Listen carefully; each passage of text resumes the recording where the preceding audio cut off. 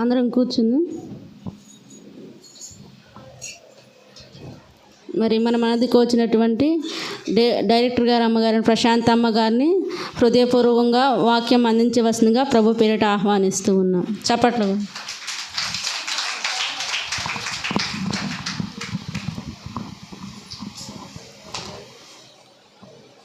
హల్లెలూయా.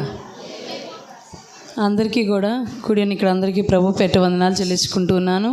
అలాగే ఈ గొప్ప అవకాశాన్ని అనుగ్రహించిన దేవునికి మొదటగా నేను స్తోత్రాలు చెల్లించుకుంటూ ఉన్నాను. అలాగే నన్ను ఇక్కడ ఆహ్వానించి వాక్యోపదేశం కొరకు అవకాశం ఇచ్చిన సమయాన్ని ఇచ్చిన దైవజనరాలు స్వరూపరాణి గారికి కూడా వందనాలు చెల్లిస్తున్నాను. అలాగే వేదికను అలంకరించిన దైవజనరాలు అందరికీ కూడా నేను వందనాలు చెల్లించుకుంటూ ఉన్నాను. ఈ మధ్యాహ్న సమయంలో ఇప్పటి వరకు కూడా దేవుడు పాటల ద్వారా మహిమ పొంది ఉన్నారు. మనం చేసిన ప్రార్థనలు దేవుడు ఆలకించున్నాడని నమ్ముచున్నాను. వాక్యం ద్వారా కూడా దేవుడు మనతో మాట్లాడలాగిన మనం అందరము కూడా దేవుని తట్టు తిరుగుదాము. దేవుడు మనతో మాట్లాడాలని హృదయపూర్వకంగా ఆయన సన్నిధిలో వేడుకుందాము. చూడండి వాక్య ధ్యానం నిమిత్తము మత్తయి సువార్త 7వ అధ్యాయము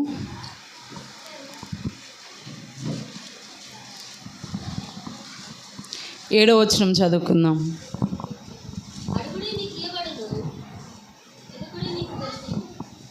చదవండి.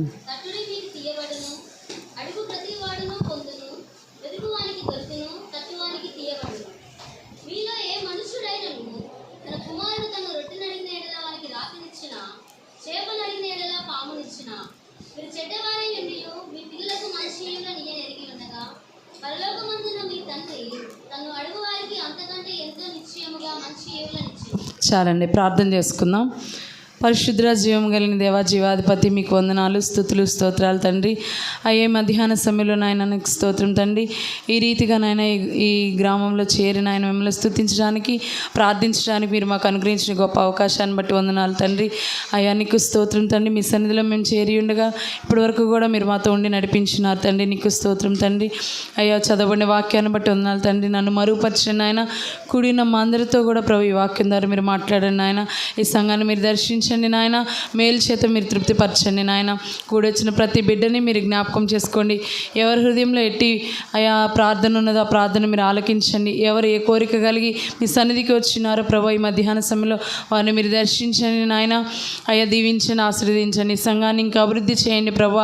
అయా ఈ 2 దినాలు కూడా సంఘక్షేమం కోసం సేవకుల నిమిత్తం కూడికలు ఏర్పాటు చేసి ఉండగా ప్రభు జయకరంగా ఆశీర్వాదకరంగా మీరు జరిగించి మా ద్వారా మహిమ పొందమని యేసుక్రీస్తు నామమున అడిగి వేడుకొంచున్నాను తండ్రి. ఆమేన్. మరొకసారి మీ అందరికీ నేను వందనాలు చెల్లించుకుంటూ ఉన్నాను. అలాగే నేను మీ అందరికీ తెలుసని అనుకుంటున్నాను. నేను తెలియని వాళ్ళు ఎవరైనా ఉంటే నేను ఎవరో ఇంకొకసారి చెప్తాను. మరి మీ అందరికీ తెలుసు రూబేన్ అయ్య గారు చిన్న కుమారుడు డేవిడ్ పాల్ గారి భార్యని నేను. దేవుడు మమ్మల్ని దీవించి ఒక కుమారుని అనుగ్రహించున్నాడు. దేవుని పరిచర్యలో ముందుకు సాగడానికి దేవుడు మాకు ఎంతగానో కృప చూపుతూ ఉన్నాడు. మీరందరూ మా నిమిత్తం ఎంతగానో ప్రార్థిస్తూ ఉన్నారు.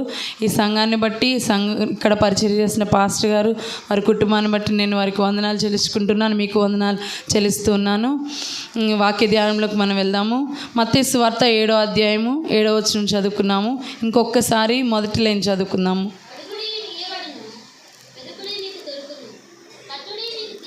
చాలండి.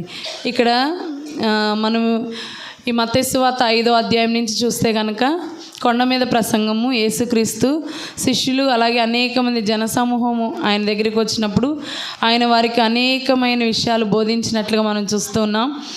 అయితే చాలా బైబిల్ అంతట్లో కూడా చాలా చాలా ప్రాముఖ్యమైన వచనం ఇది మన అందరికీ కూడా ఇష్టమైన వచనమే. ఎందుకని దేవుడు ఇచ్చిన ఒక మంచి అష్యూరెన్స్ ఇది. మీరు అడగండి నేను మీకు ఇస్తాను అని అంటున్నాడు. ఎవరైనా మీకు ఏదైనా సహాయం కావాలని నేను చేస్తానని అంటే ఎంత సంతోషం కలుగుతుంది, చాలా సంతోషం కలుగుతుంది కదా. అలాగే దేవుడు కూడా ఇక్కడ అదే అన్నాడు, మీరు అడగండి, అడిగితే చాలు నేను మీకు ఇస్తాను అని అంటూ ఉన్నాడు.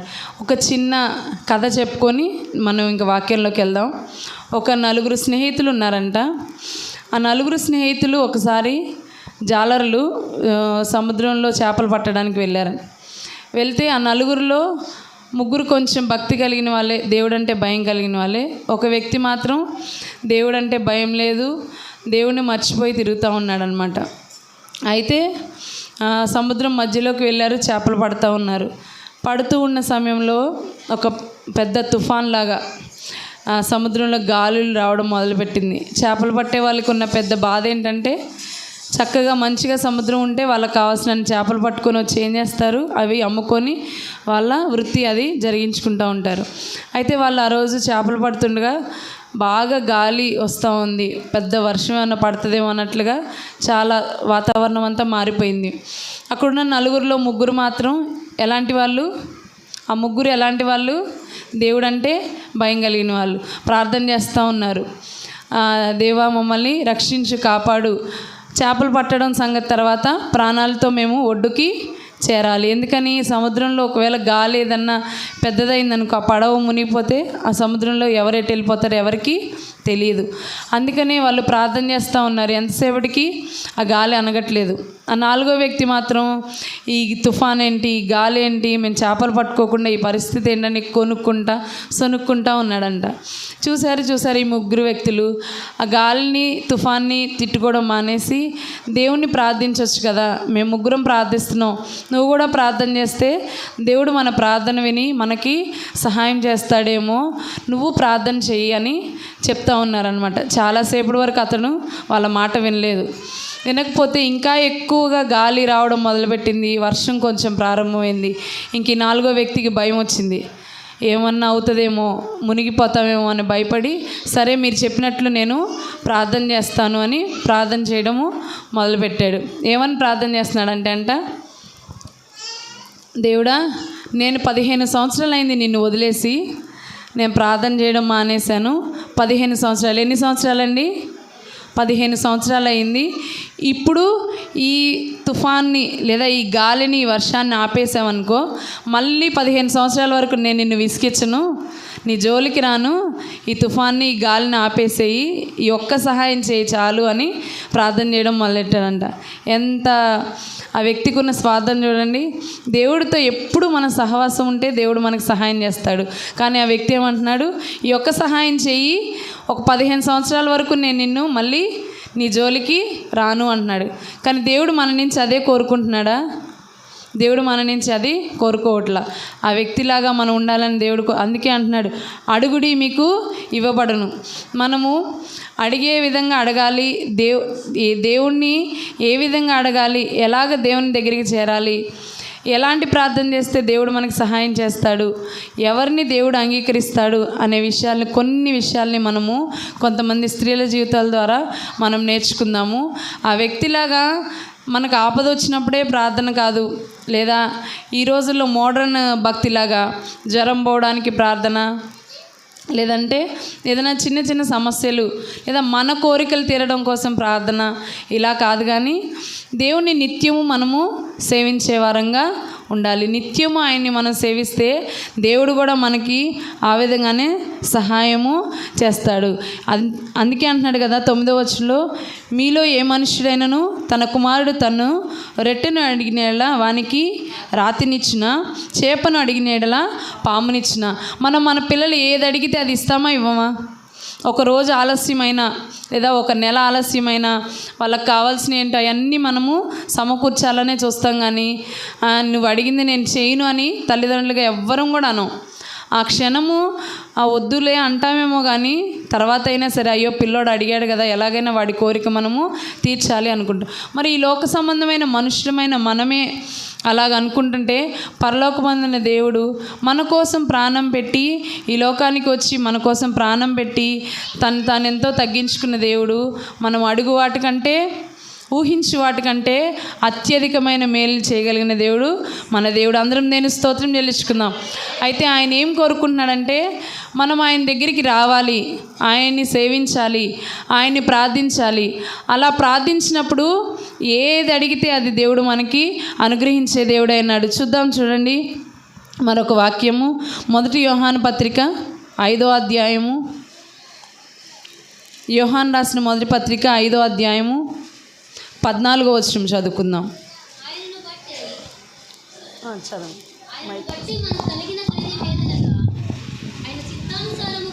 ఏది అడిగినను ఆయన మన మనవి ఆలకించినన్నదియే. చాలండి. ఇక్కడ అంటున్నారు కదా, ఆయనను బట్టి మనకు కలిగిన ధైర్యం ఏదనగా, మనకు ఒక ధైర్యం ఉందంట.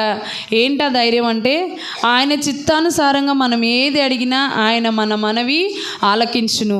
దేవుని చిత్తాన్ని జరిగిస్తా, దేవునికి ఇష్టమైన జీవితాన్ని జీవిస్తా, మనం ఏదైతే అడుగుతామో మన బిడ్డల కోసమే అవనివ్వండి, మన కోసమే అవనివ్వండి, మన కుటుంబం కోసమే కానీ, అది ఏదైనా సరే ఈ మధ్యాహ్న సమయంలో మనము ఆయన్ని మనం వేడుకుంటే దేవుడు మనకి అనుగ్రహిస్తాడు. ఆయనలో మనకు ఒక ధైర్యం ఉంది. ఆ ధైర్యం ఎవ్వరూ మనకి ఇవ్వరు. ఏంటి అంటే, మీరు అడగండి నేను మీకు ఇస్తాను. అడగలేక మనము పొందుకోలేకపోతున్నామేమో. ఈ మధ్యాహ్నం వేళ ఒక్కసారి జ్ఞాపకం చేసుకుందాం. ఆయన దగ్గరికి రాలేక, మనం ఆయన దగ్గర వేడుకొనకుండా, అడగలేక దూరంగా ఉంటూ, ఆయన దగ్గర నుంచి ఆయన ఏదైతే మనకి ఇస్తా అంటున్నాడో వాటిని మనం పొందుకోలేకపోతున్నామేమో. ఒక్కసారి మనల్ని మనము పరీక్షించుకునే వారంగా ఉందాము. మనం దేవుని సన్నిధిలో ఆయన అడిగితే దేవుడు మనకు అనుగ్రహిస్తాడు. ఆయన్ని వేడుకున్న స్త్రీలు కొంతమందిని చూద్దాం. చూడండి, యెహోషువ గ్రంథము 15వ అధ్యాయము 19వ వచనం చదువుకుందాం. చదవండి. దయచేయము, నీవు నాకు దక్షిణ భూమి ఇచ్చినావు గనుక నీటి మడుగులను నాకు దయచేయము. అందుకామె, నాకు దీవెన దయచేయము, నీవు నాకు దక్షిణ భూమి ఇచ్చిన్నావు గనుక నీటి మడుగులను నాకు దయచేయమనగా అతడు ఆమెకు మెరక మడుగులను పల్లపు మడుగులను ఇచ్చెను. చాలండి. ఇక్కడ ఒక స్త్రీని గురించి మనం చూస్తూ ఉన్నాము. ఆమె ఎవరైనా చెప్తారా? అక్సా. కాలేబుకున్న ఒకే ఒక కుమార్తె అక్సా. ఆమెకి దేవుడు ఎంతో ఆశీర్వాదం ఇచ్చిన్నాడు. తన తండ్రి ద్వారా ఒక గొప్ప స్వాస్థ్యాన్ని దేవుడు అనుగ్రహించున్నాడు. అక్సాకి వివాహం అయింది. భర్త ఆమెకి కలిపి తన తండ్రి అయిన కాలేబు మంచి ఆశీర్వాదాన్ని, లేదంటే చక్కటి స్వాస్థ్యాన్ని అనుగ్రహించినాడు. అయితే అక్సా మరలా తండ్రి దగ్గరికి వచ్చిందంట. వచ్చినప్పుడు కాలేబు ఆమెను చూసి నీకేమి కావాలని చెప్పి ఆమెను అడిగాడంట. అడిగినప్పుడు అక్సా అనిందంట, తండ్రి నాకు దీవెన దయచేయి. ఈ లోకంలో తనకేం కావాలో, ఒక యవన స్త్రీగా తనకి వివాహం కావాలని మంచి వ్యక్తితో వివాహం అయ్యింది. అలాగే చక్కటి ఆస్తిని తండ్రి ఆమెకి ఇచ్చిన్నాడు. మంచి పరాక్రమవంతుడైన భర్త.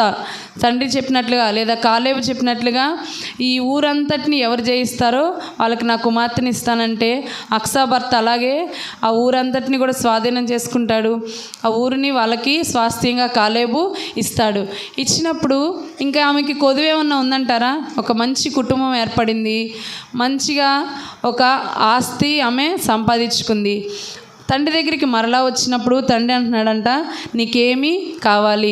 జ్ఞాపకం ఉంచుకొని మధ్యాహ్నం వేళ మనం ఆయన దగ్గరికి రావడమే ఆలస్యం. ఎన్నిసార్లు వచ్చామా, ఎన్నిసార్లు అడిగామనే దేవుడు లెక్క చూడు. మనం ఆయన దగ్గరికి రావడమే ఆయనకి ఇష్టమైన పని. ఆయన దగ్గరికి వచ్చి మనం ఏది అడుగుతామో అవన్నీ కూడా దేవుడు మనకి అనుగ్రహిస్తాడు. రాకుండా మనము దూరంగా నిలిచిన వారంగా ఏమాత్రం కూడా ఉండకూడదు. ఆయన దగ్గరికి రావాలి. వచ్చి మన మనవుల్ని అడిగినప్పుడు వాటన్నిటిని కూడా దేవుడు మనకి అనుగ్రహిస్తాడు. అందరం ఒకసారి దేవునికి స్తోత్రం నిలుచుకుందాం. హల్లెలూయా అంటున్నాడు కదా, నీకేమి కావాలి?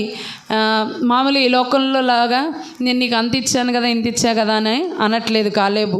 ఇంకా నీకేమీ కావాలమ్మా? మన తండ్రి కూడా నీకు ఇప్పటి వరకు ఇచ్చిన ఆశీర్వాదం కంటే ఇంకా ఆశీర్వాదం కావాలా? లేదా ఇప్పటి వరకు ఇచ్చిన దానికంటే ఇంకా నీకేం కావాలి? దినమెల్లా అంట ఆయన మన కొరకు చేతులు చాపి ఎదురు చూస్తూ ఉన్నాడు. ఆయన కౌగిల్లోకి, ఆయన చేతుల్లోకి మనము చిన్నపిల్లల్లాగా ఆయన దగ్గరికి చేరే వారంగా మనము ఉండాలి.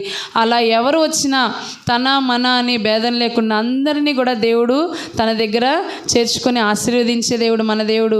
అయితే ఆమె అంటుంది కదా, నాకు దీవెన దయచేయము, నీవు నాకు దక్షిణ భూమి ఇచ్చినావు గనక నీటి మడుగులను నాకు దయచేయమనగా అతడు ఆమెకు మెరక మడుగులను పల్లపు మడుగులను ఇచ్చాను. ఏం చేసిందంట? దక్షిణ భూమిని ఇచ్చావు. భూమి ఇచ్చాడంటదా తండ్రి అక్సాకి. అయితే ఆమెకి ఏం కావాలంట? ఇంకా నీటి మడుగులు నాకు ఇవ్వమని. మరి భూమిని సేద్యపరచుకోవాలంటే ఏం కావాలి? నీరు అవసరము. ఆ భూమికి కావాల్సిన ఫలము కావాలంటే నీరు అవసరం కనుక నాకు నీటిని ఇవ్వు అని అడిగితే తండ్రి ఏం చేశాడు? ఆమెకి మెరక మడుగులను పల్లపు మడుగులను ఇచ్చిందంట.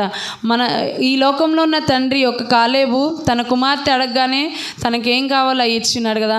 మరి మన పరలోకంలో ఉన్న తండ్రి మనము వర్ధిల్లునట్లుగా అక్సా జీవితంలోంచి మనం నేర్చుకోగలిగింది ఏంటంటే ఆత్మీయ స్థితి. నాకు ఈ కొంచెం భక్తి చాలులే, ఈ ఒక్కరోజు ఆదివారం నేను గుడికి వెళ్ళి వస్తే చాలు, లేదా ఈ ఒక్కసారి దేవుడు నా మనం వింటే చాలు. ఇందాక ఆ వ్యక్తి ప్రార్థన చేశాడు కదా, ఏమంటున్నాడు? 15 సంవత్సరాలు నేను నీ దగ్గరికి రాలేదు, ఈ ఒక్క ప్రార్థన విను, మళ్ళా 15 సంవత్సరాలు నేను నీ జోలికి రాను అలా అన్నట్టుగా కాదు. కానీ అక్సా ఏమంటుంది? నువ్వు నాకు భూమిని ఇచ్చావు తండ్రి, ఇంకా ఏమి ఇవ్వాలి? నీటి మడుగులను ఇవ్వు అని అడుగుతా ఉంది. మనం కూడా మన ఆత్మీయ స్థితిలో ఈ ఒక్క ఆదివారం గుడికి వెళ్తే చాలు, లేదా ఏదన్నా సమస్య వచ్చినప్పుడు గుడికి వెళ్తే చాలు అన్నట్లుగా కాదు. కానీ నిరంతరము కూడా మనము ఆత్మీయంగా వర్ధిల్లాలని దేవుడు కోరుకుంటూ ఉన్నాడు. దేవుని సన్నిధిలో మనము ఫలించే అనుభవం కలిగిన వారంగా ఉండాలి. అందుకే నీరు దేనికి సాదృశ్యంగా ఉంది? నీరు పరిశుద్ధాత్మకు సాదృశ్యంగా ఉంది. కనుక రక్షణ పొందిన వారమైతే దేవుని పరిశుద్ధాత్మ కొరకు మనము దేవుని సన్నిధిలో వేడుకునే వారంగా ఉండాలి. ఇంకా రక్షణ పొందిన వాళ్ళైతే మన దేవుడు ఆయన సజీవుడు, ఆయన అందరికీ దేవుడు, యేసుక్రీస్తు అందరికీ ప్రభువు. ఆయన దగ్గరికి రావాలి. ఆయన మన కొరకు ప్రాణం పెట్టి ఉన్నాడు కనుక ఆయన దగ్గరికి వచ్చి ఆయన ఇచ్చే ఈవులను ఆశీర్వాదాలని పొందుకునే వారంగా మనము ఉండాలి. నాకు నా తండ్రి అంతా ఇచ్చాడు కదా, మంచి భూమిని ఇచ్చాడు. భూమి ఉంది కదా, నీరు తెచ్చుకోవడం ఏమన్నా ఆమెకి అదేమన్నా చిన్న విషయం అంటారా?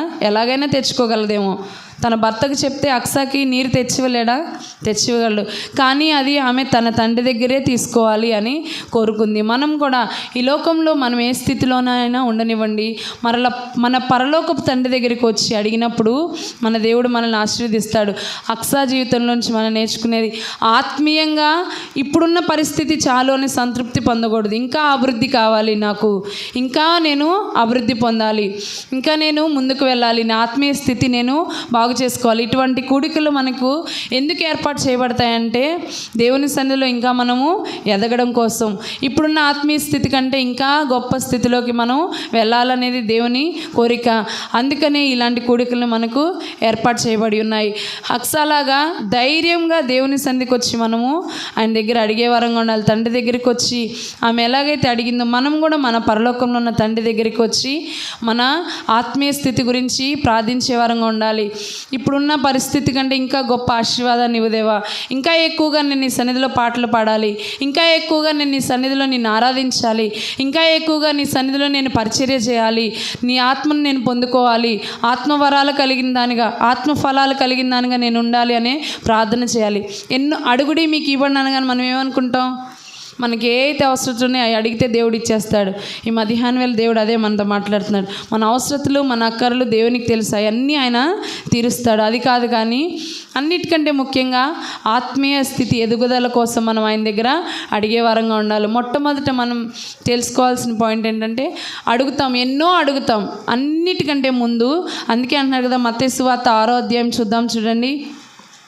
మత్తయి సువార్త 6వ అధ్యాయము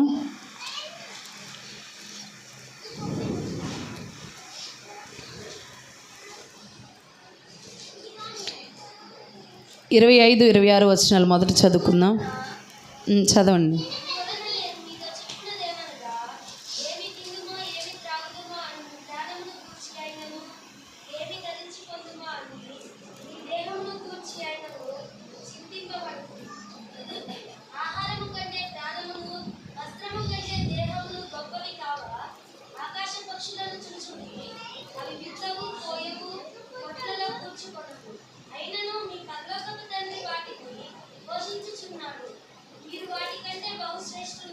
చాలండి. ఇక్కడ అంటున్నారు కదా, అందువలన నేను మీతో చెప్పింది ఏమి తిందము ఏమి త్రాగుదాము, ఈరోజు ఏం తినాలి, ఈరోజు ఏం త్రాగాలి. కుటుంబం కనుక ఖచ్చితంగా ఏం వండాలి, ఏం తినాలి, పిల్లలకి ఏం పెట్టాలి, ఈ ఆలోచనలు ఉంటాయి, ఉండకుండా ఎవరికి ఉండవు.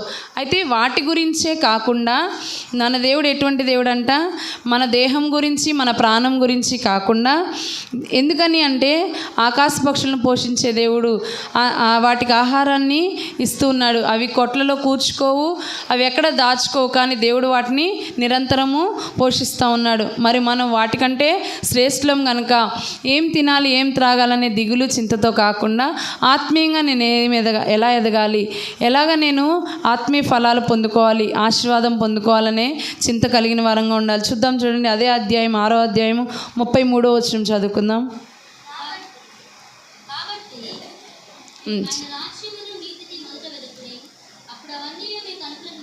చాలండి. ఇక్కడ అంటున్నారు కదా, కాబట్టి మనం మొదట ఏం ఎదగాలంట, ఆయన రాజ్యాన్ని నీతిని వెతికితే అప్పుడు అవన్నీ మీకు ఏం కావాలో, ఏం అవసరతలు ఉన్నాయో, మన కుటుంబంలో అక్కర్లే ఉన్నాయో, మన కుటుంబంలో అవసరతలు ఏమున్నాయో, మనకు కావాల్సిన ఈవులేంటో, మన బిడ్డలకు కావాల్సిన అవసరతలు ఏంటో, లేదా మన కుటుంబ యజమానికి కావాల్సిన అవసరతలు ఏంటో, మన కుటుంబం ఆశీర్వాదం కోసమే కానీ ఇవన్నీ ఎలా తీర్చాలో దేవునికి తెలుసు.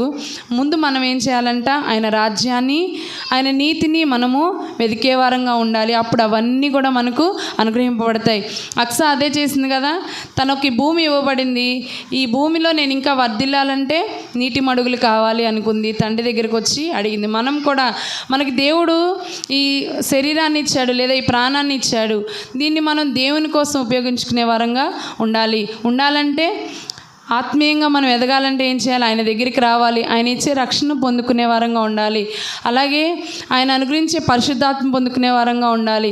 దేవుని సంఘంలో మనమందరం కూడా నిత్యము బలపరచబడుతూ ఎదిగే వారంగా మనము ఉండాలి. ఉన్నప్పుడు దేవుడు మన సమస్త అవసరతలు అక్కర్లన్నింటినీ కూడా ఆయనే తీరుస్తాడు. కనుక మనం అడిగేవి అనేకం ఉంటాయి, కానీ మొట్టమొదటి మనం అడగాల్సింది ఏంటంటే, ఆత్మీయంగా నన్ను బలపరచు దేవా, ఆత్మీయంగా నా కుటుంబాన్ని బలపరచు. రక్షణ లేని వారమైతే, బాప్తిస్మం తీసుకొని వాళ్ళమైతే బాప్తిస్మం తీసుకోవడానికి, బాప్తిస్మం తీసుకున్న వాళ్ళైతే దేవుని సన్నిధిలో ఎదుగుదల కోసము, రక్షణానందాన్ని ఇంకా పరిపూర్ణంగా పొందడం కోసము, అలాగే పరిశుద్ధాత్మను పొందుకోవడం కోసం మనము ఆయన సన్నిధిలో ఎదురు చూసే వారంగా ఉండాలి. అప్పుడేమవుతుందంట, ఆయన రాజ్యాన్ని నీతిని వెతకడం మొదలు పెడితే మన అవసరతల అక్కర్లన్నింటినీ కూడా దేవుడే మనకి తీరుస్తాడు. ఆయనకి మన అక్కర్లేంటో సమస్తము కూడా తెలుసు. పిల్లలు అడిగితేనే మనం అన్నీ చేస్తామా? అడగకుండా కూడా ఏం చేస్తాం? పండగ వస్తుందంటే వాళ్ళు అడిగినా అడగకపోయినా వాళ్ళకి ఏం కావాలో అవన్నీ మనము సమకూరుస్తాం, లేదా మన ఇంట్లో ఏం కావాలో అవన్నీ కూడా మనము సమకూరుస్తాం. అట్లాగే మన తండ్రికి కూడా మన అవసరతలు ఏంటో అక్కర్లేంటో తెలుసు. కనుక ఆయనకి సమీపంగా ఉండే వారంగా మనం ఉండాలి. అక్సాలాగా ఆయన దగ్గరికి మనం వచ్చే వారంగా ఉండాలి. వచ్చి ఆయనని వేడుకునే వారంగా ఉన్నప్పుడు దేవుడు మనకి సహాయం చేస్తాడు. మరొక వాక్యం చూద్దాం, చూడండి, మత్తయి సువార్తలోనే 15వ అధ్యాయము 21-22 వచనాలు చదువుకుందాం.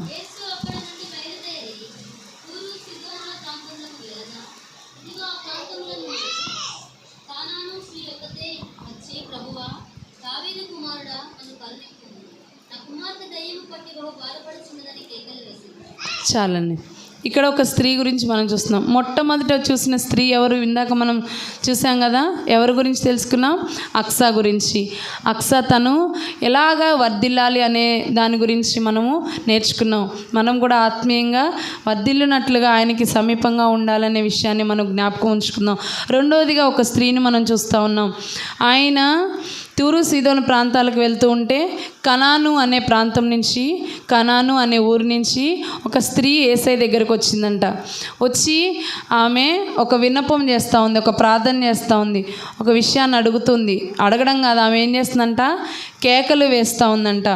ప్రభువా, దావీదు కుమారుడా, నన్ను కరుణించు, నా కుమార్తె దయ్యం పట్టి బహు బాధపడుచున్నది అని ఆమె కేకలు వేస్తూ ఉందంట.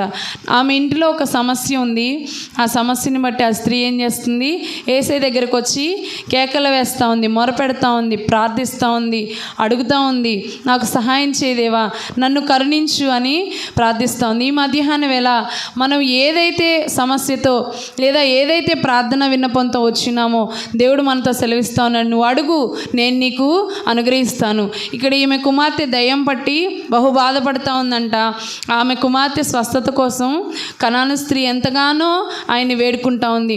మన బిడ్డల నిమిత్తమే కానీ ఏ బంధకాల్లో మన బిడ్డలున్నా సరే ఈ మధ్యాహ్న సమయంలో దేవుడు సెలవిస్తూ ఉన్నాడు, ఆ బంధకాల నుంచి వారిని విడిపించడానికి ఆయన శక్తిమంతుడు. అందరం నేను స్తోత్రం చెల్లించుకుందాం. వారికి గొప్ప విడుదలని ఇవ్వడానికి ఆయన సిద్ధంగా ఉన్నాడు. కనుక కనాను స్త్రీ అడుగుతూ ఉంటే యేసయ్య 23వ వచనం చదువుదాం చూడండి. అందుకు ఆయన ఆమెతో ఒక మాట అయినను చెప్పలేదు. అప్పుడు ఆయన శిష్యులు వచ్చి, ఈమె మన వెంబడి వచ్చి కేకలు వేసినది కనుక ఈమెను పంపివేయమని ఆయనను వేడుకొనగా. చాలండి. ఇక్కడ ఏమైందంట, ఆమె మాట్లాడుతూ ఉంది, ప్రార్థిస్తూ ఉంది, కేకలేస్తూ ఉంది, అడుగుతూ ఉంది, కానీ యేసయ్య ఒక్క మాట కూడా చెప్పలేదంట. చెప్పకపోయేసరికి శిష్యులకే విసుగొచ్చి, ఈమె పద్దాక మన వెంబడొస్తూ ఉంది కదా, కేకలు వేస్తూ ఉంది, ఈమెకి ఏదో ఒకటి చెప్పి పంపించేనైనా, ఆ కేకలేంటి, ఆ అరుపులేంటి, మేము వెళ్ళలేకపోతున్నాం. నిజంగానే మనకు ఒక్కొక్కసారి బాధ కలిగితే మనుషులు మనల్ని చూసి ఏంటి బాధ ఏంటి, ఏమో బాధ ఏంటి, ఏమో ఇట్లా చేస్తుందంటే అట్లా చేస్తుందంటే, మనుషులైతే ఎన్నో విమర్శలు చేస్తూ ఉంటారు. బాధ మనది పడుతుంది మనం, కానీ మనుషుల నుంచి ఎన్నో విమర్శలు, అవమానాలు, నిందలు పొందుతూ ఉంటాం. మన బిడ్డల నిమిత్తమే కానివ్వండి, మన పరిస్థితుల నిమిత్తమే కానివ్వండి, జరగని కార్యాల నిమిత్తం మనం ఎన్నో అవమానాలు అనుభవిస్తూ ఉంటాం. అయితే దేవుడు మౌనంగా ఉన్నాడు. అక్కడ మన జీవితంలో కూడా ఒక్కొక్కసారి దేవుడు మౌనంగా ఉన్నాడేమో అన్నట్లుగా మన పరిస్థితులు ఉంటాయి. ఉన్నప్పటికీ కూడా దేవుడు చేయి విడిచిపెట్టాడని ఏమాత్రం మనము బాధపడకూడదు. మనం అడిగే వారంగా ఉండాలి. ఈ మధ్యాహ్న సమయంలో మనం ఈ కనాను స్త్రీ నుంచి నేర్చుకుంటుంది ఏంటంటే, నిత్యము కూడా మనము రోధిస్తూనే ఉండాలి, ప్రార్థిస్తూనే ఉండాలి. మన బిడ్డలు ఏ బంధకాల్లో ఉన్నారో, లేదా ఇంకా దేవుని సన్నిధికి రాకుండా దూరంగా ఉన్న బిడ్డలు ఉన్నారేమో, లేకపోతే వారి భవిష్యత్తు నిమిత్తం నువ్వు ప్రార్థిస్తూ ఉన్నావు, ఆగకుండా నిత్యము మనము ప్రార్థించినట్లయితే దేవుడు వారి పక్షంగా గొప్ప కార్యాలని జరిగిస్తానని చెప్పి మధ్యాహ్న సమయంలో ఆయన సెలవిస్తూ ఉన్నాడు. అందరం ఒకసారి దేవుని స్తోత్రం చెల్లించుకుందాం. ఆయన 24వ వచనంలో అంటున్నాడు కదా, చూద్దాం చూడండి. 24వ వచనం చదువు. ఇశ్రాయేలు ఇంటి వారై నశించిన గొర్రెల యొద్దకే గాని వారి ఎవరి యొద్దకునూ నేను పంపబడలేదని. చదవండి. అయినను ఆమె వచ్చి ఆయనకు మ్రొక్కి, ప్రభువా నాకు సహాయము చేయమని అడిగింది. అందుకు ఆయన పిల్లల రొట్టె తీసుకొని కుక్క పిల్లలకు వేట యుక్తము కాదని చెప్పగా, ఆమె నిజమే ప్రభువా, కుక్క పిల్లలు కూడా తమ యజమానుల బల్ల మీద నుండి పడు ముక్కలు తినును కదా అని చెప్పింది. అందుకు యేసు, అమ్మా, నీ విశ్వాసము గొప్పది, నీవు కోరినట్టే నీకు అవునుగాక అని ఆమెతో చెప్పింది. ఆ గడియలోనే ఆమె కుమార్తె స్వస్థత ఉంది. చాలండి. ఆయన అంటున్నాడు కదా, అక్కడికి వచ్చిన స్త్రీ ఏమో ఇశ్రాయేలీలకు సంబంధించిన స్త్రీ కాదు, అన్యురాలు. ఆమె కనాను అనే ఊరు నుంచి వచ్చిన స్త్రీ. ఆమె వేడుకుంటూ ఉంటే ఆయన మౌనంగా ఉన్నాడు. శిష్యులేమో ఆమె అరుపులు వెళ్ళలేకపోతున్నాం, ఏదో ఒకటి చెప్పి పంపించాను ఆయన అంటే, ఆయన అంటున్నాడు కదా, ఇశ్రాయేలీల కోసమే నేను వచ్చి ఉన్నాను, వీళ్ళకి సహాయం చేయడానికి కాదన్నట్లుగా అంటే, అయినా సరే ఆమె ఏం చేస్తుందంట, ఆయనకు నొక్కి నాకు సహాయం చేయమని ఎంతగానో వేడుకుంటా ఉందంట. ఆయన అంటున్నాడు కదా, పిల్లల నోటి దగ్గర తీసుకొని కుక్క పిల్లలకి నేను ఎలా వేయగలనమ్మా, నేను ఇశ్రాయేలీల కోసం వచ్చాను కదా, వాళ్ళకి ఇవ్వాల్సిన నీకెలా ఇస్తాను అన్నట్లుగా తనని కుక్కతో పోల్చినా సరే ఆ కనాను స్త్రీ ఏం చేస్తుంది, ఏమాత్రం కూడా కోపం తెచ్చుకోకుండా, విసుక్కోకుండా ఇంకా అడుగుతూనే ఉంది. నా కుమార్తెకి విడుదల కావాలి, నా కుమార్తెకి స్వస్థత కావాలి, నేను ఇంకా నువ్వు నన్ను ఎట్లా అనినా పర్లేదు, కానీ కుక్క పిల్లలు ఏం చేస్తాయి, ఆ బల్ల దగ్గర కింద పడిన ముక్కల్ని ఏరుకొని తింటాయి కదా, నేను అలాంటి దాన్ని అనుకోని ఆయన నాకు సహాయం చేయని ఆమె ఇంకా వేడుకుంటానే ఉంది. మనం కూడా ఏదైనా విషయం కోసం ప్రార్థిస్తూ ఉంటాము, జవాబు రాలేదనుకో, దేవుడు నా పక్షంగా లేడేమో, దేవుడు నాకు సహాయం చేయడేమో, దేవుడు నన్ను చేయి విడిచిపెట్టేశాడేమో, ఎన్ని సంవత్సరాల నుంచి గుడికి వెళ్తున్నా ఈ కార్యం జరగట్లేదు, ఇక దేవుడు నాకు సహాయం చేయడేమో అని చెప్పి అనుకుంటూ ఉంటాం. కానీ దేవుడు అన్నిటికీ కూడా చేయి విడిచిపెట్టే దేవుడు కాదు మన దేవుడు. అందరం దేని స్తోత్రం నిలుచుకుందాం. ఆయన మౌనంగా ఉన్నాడని అనుకోవడానికి వీల్లేదు, కానీ ఆయన తగిన సమయంలో మన పక్షంగా, మన కుటుంబాల పక్షంగా కార్యాలు ఆయన జరిగిస్తాడు. ఈ కనాను స్త్రీ అన్న మాటకి యేసయ్య ఆశ్చర్యపోయాడంట. ఆశ్చర్యపోయి, ఇదిగో నీవు కోరినట్టే నీకు జరుగుతుంది, వెళ్ళు అని చెప్పి ఆయన అంటా ఉన్నాడు. దేవుణ్ణి మెప్పించే ప్రార్థన చేసేవారంగా మనము ఉండాలి. అందరం దేని స్తోత్రం చెల్లించుకుందాం. దేవునికి ఇష్టమైన ప్రార్థన చేయాలి. ఏదో మామూలుగా కొంచెం ప్రార్థన చేసి మన కార్యం జరగక విసిగిపోయి వెనక్కి వెళ్ళిపోయే ప్రార్థన కాదు, కానీ అడుగుడి మీకు ఇవ్వడును అంటున్నాడు. అడగడం ఎలా అడగాలంటే అక్సాలాగా అభివృద్ధి చూసే విధంగా అడిగే వారంగా మనం ఉండాలి. రెండవదిగా కనాను స్త్రీలాగా విసిగిపోకుండా దేవుణ్ణి మెప్పించే విధంగా, దేవుడే ఆశ్చర్యపోయే అంత విశ్వాసాన్ని చూపిస్తూ మనం ఏం చేయాలంటే ఆయన సన్నిధిలో మనము వేడుకునే వారంగా ఉండాలి. ఆయన అంటున్నాడు కదా, అమ్మా నీ విశ్వాసము గొప్పది, నీవు కోరినట్టే నీకు అవునుగాక. గొప్ప విశ్వాసం చూపిస్తా. మనం గొప్ప కార్యాలు జరగాలంటే ఏం చేయాలి? గొప్ప విశ్వాసాన్ని చూపించే వారంగా ఉండాలి. ఎవరిని అనుకున్నా, ఎంత చీదరించినా, ఎవరు త్రోసివేసినా మన దేవుడు త్రోసివేసే దేవుడు కాదు కనుక ఆయన వైపు చూస్తూ మనము ముందుకు సాగిపోయే వారంగా ఉండాలి. అట్లాంటి ప్రార్థన మనము చేసేవారంగా ఉండాలి. కనాను స్త్రీ, ఆమె నువ్వు ఇశ్రాయేలీయులని కాదు కదమ్మా, నేను నీకు సహాయం ఎలా చేయగలంటే, అయినా పర్లేదయ్యా, నువ్వు నాకు సహాయం చేస్తే చాలు. ఇదిగో ఈ పరిస్థితి అసాధ్యం కదా అని డాక్టర్లు చెప్పొచ్చేమో, లేదా ఈ పరిస్థితి ఇది జరగదు కదా అని మనుషులు చెప్పొచ్చేమో, కానీ మన దేవుడు అలా చెప్పే దేవుడు కాదు. మన బిడ్డల పక్షంగా మన జీవితాల్లో గొప్ప కార్యాలు చేయడానికి ఆయన యోగ్యుడైన దేవుడు, ఆయన సమర్థుడు. ఆయనకు అసాధ్యమైనది ఏది కూడా లేదు. అందరం నేను స్తోత్రం నిలుచుకుందాం. ఆయనకు అసాధ్యమైనది ఏదీ లేదు కనుక మనం ఆ కనాను స్త్రీలాగా వెంటాడుతూ ఆయన జవాబిచ్చేంత వరకు గొప్ప విశ్వాసంతో ఓపిక కలిగి ప్రార్థించే వారంగా మనము ఉండాలి. ప్రార్థించినప్పుడు ఏమైందంట, ఆ గడియలోనే ఆమె కుమార్తె స్వస్థత నొందింది.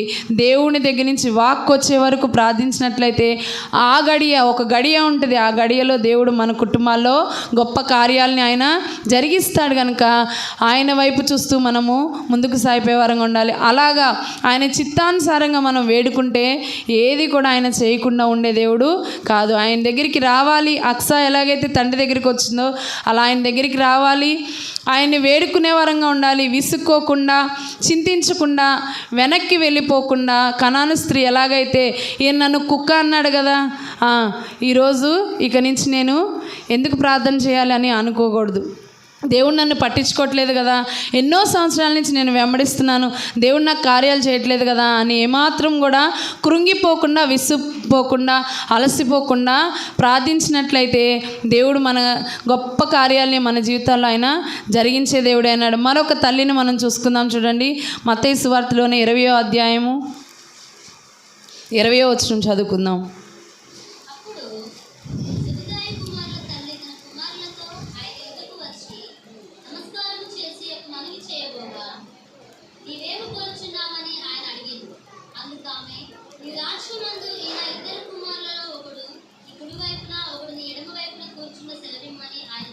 చాలండి.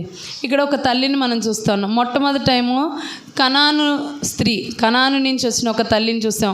తన కుమార్తెకు కలిగిన బలహీనతలో తనకి ఎన్ని అడ్డంకాలు వచ్చినా సరే ఏం చేసింది? ప్రార్థించింది. కుమార్తెకి స్వస్థతను పొందుకుంది. ఇక్కడికి ఇంకొక తల్లిని మనం చూస్తూ ఉన్నాం. జబదయి అనే వ్యక్తి ఒక భార్య, వాళ్ళకి 2 కుమారులు. జబదయి అలాగే ఆయన భార్య, వాళ్ళకి 2 కుమారులు ఉన్నారు, యాకోబు, యోహాను. ఎవరండి వాళ్ళ పేర్లు? యాకోబు, యోహాను. వాళ్ళ పిల్లల గురించి ఆమెకు ఒక కోరిక. యేసే దగ్గరకు వచ్చి ఏమడుగుతుంది?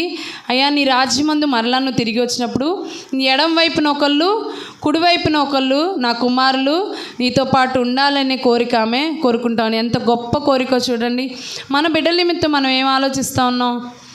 మన బిడ్డల నిమిత్తం మనం ఏం ఆలోచిస్తూ ఉన్నాం? మన కుటుంబం గురించి మనం ఏం ఆలోచిస్తూ ఉన్నాం? చిన్నగా ఈ కొంచెం కార్యం జరిగితే చాలా అన్నట్లుగా కాదు. వాళ్ళు నిత్యము దేవుని సన్నిధిలో ఉండాలి, దేవునిలో నిలిచి ఉండాలి, దేవునితో సహవాసం కలిగిన వారుగా ఉండాలని మనం వారి గురించి కోరుకునే వారంగా ఉండాలి. ఈ జబదయి కుమారుల తల్లి అదే అంటుంది. ఎడం వైపున ఒకళ్ళు, కుడివైపున ఒకళ్ళు, నీతో పాటే నా కుమారులు 2 ఉండాలి. మన బిడ్డలు కూడా దేవుని సన్నిధిలో నిలిచి ఉండాలి, దేవుని యందు భయభక్తులు కలిగి ఉండాలి, ఆయనతో సహవాసం కలిగిన వారంగా ఉండాలి అని మనము కోరుకునే వారంగా ఉండాలి. వారి కోసం అట్లాంటి ప్రార్థన మనము చేసేవారంగా ఉండాలి. ధైర్యంగా ఆయన దగ్గరికి వెళ్ళి ఈ జబదయి కుమారుల తల్లి ఏమని అడుగుతుంది? నా బిడ్డలు నీ దగ్గరే ఉండాలి నాయన. ఎట్లా ఉండాలంట? ఒక పక్కన ఉంచుకో అంటలేదు. ఏమంటున్నామా? కుడివైపు ఒకళ్ళు ఉండాలి, ఎడంవైపు. మిగిలిన పిల్లలు ఏమైనా పర్లేదు, నా పిల్లలు మాత్రం కుడివైపు ఒకళ్ళు, ఎడంవైపు ఒకళ్ళు ఉండాలి అని కోరుకుంటాం. అంటే దేవునితోనే సహవాసం ఉండాలి, దేవుని దగ్గర నా బిడ్డలు ఉండాలి. ఆయన సన్నిధిలో ఉంటే ఏం కలుగుతుంది? ఆయన సన్నిధిలో మన బిడ్డలు ఉంటే అవన్నీ కూడా ఇందాక చదువుకున్నాం కదా, ఆయన రాజ్యాన్ని, నీతిని మనం మొదట వెతికామనుకోండి, అవన్నీ మిగిలిన అవసరతలే కానీ మిగిలిన అక్కర్లే కానివ్వండి, ఇంకా ఏదైనా సరే మన బిడ్డల అవసరతలు అక్కర్లు అన్నీ ఆయనే చూసుకుంటాడు. కనుక ఈ మధ్యాహ్నం వేళ మన బిడ్డల నిమిత్తం కూడా మనం ఒక ప్రార్థన చేయాలి. ఏమనంటే, దేవా నీతో నా బిడ్డలు ఉండాలి, నీ యందు భయభక్తులు కలిగిన వారుగా నా బిడ్డలు ఉండాలి, నా బిడ్డల భవిష్యత్తు ఆత్మీయ స్థితి నీ యందు అంటుకట్టిన పడిన వారుగా వాళ్ళు ఉండాలి అనే ప్రార్థన చేయాలి. 3 స్త్రీల గురించి మనం చూసాం కదా. మొట్టమొదట స్త్రీ ఏమడుగుతుంది? నాకు దీవెన దయచేయి, భూమినిచ్చావు, నీటి మడుగులను కూడా ఇవ్వమంటుంది.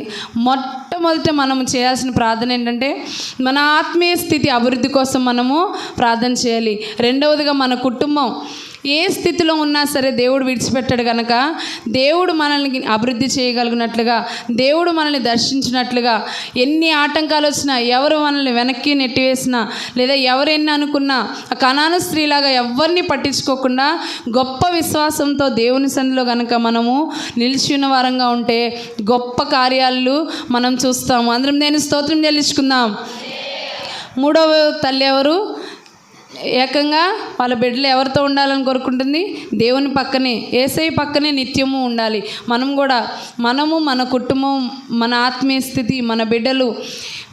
ఆడవాళ్ళకి ఇంతకంటే ఎక్కువ కోరికలు ఇంకేమైనా ఉంటాయంటారా?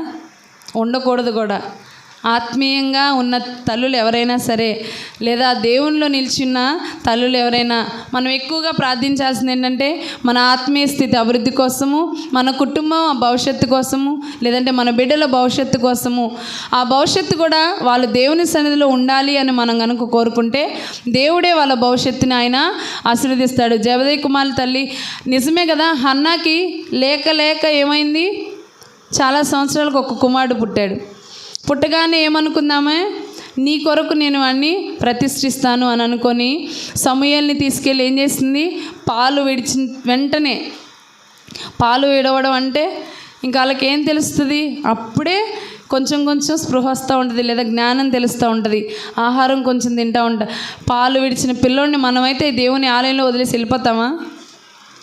వెళ్తారా ఎవరైనా? ఎవ్వరూ వెళ్ళలేము. ఎందుకంటే ఇంకా చిన్నపిల్లలే కదా అనుకుంటాం.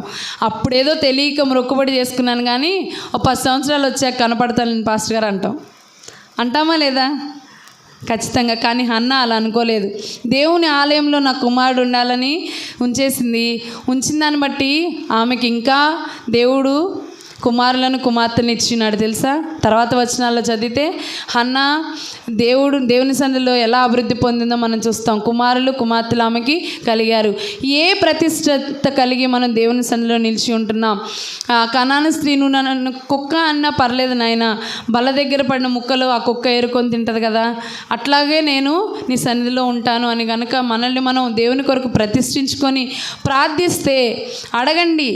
7వ అధ్యాయం మత్తయి సువార్త 7వ వచనం చూడగానే మనకు అందరికీ రెక్కలు వస్తాయి.